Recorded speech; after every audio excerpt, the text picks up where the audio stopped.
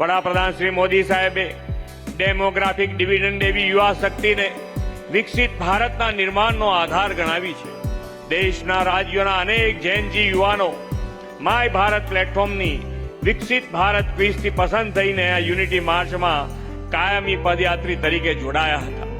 Unity માર્ચના રૂટમાં આવતા સ્થળોએ સરદાર સાહેબના જીવન દર્શનને સ્પર્શતા વિષયો પર ક્વિઝ, ચિત્ર સ્પર્ધા અને સરદાર ગાથાના માધ્યમથી કરોડો લોકો સરદાર સાહેબને વધુ નિકટથી જાણી શક્યા છે.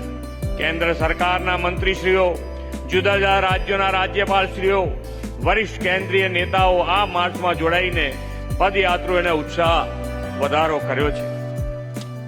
ચાલવું એ સામાન્ય બાબત છે. કોઈ પણ વ્યક્તિ ચાલી શકે. ઘરેથી નીકળો અને નક્કી કરી લો કે થાક્યા વગર જ્યાં સુધી ચાલવું હોય ત્યાં સુધી ચાલી શકાય. પરંતુ આપ સૌ માત્ર ચાલ્યા નથી, યાત્રા કરીને આવ્યા છો. યાત્રા શબ્દમાં સકારાત્મકતા રહેલી છે.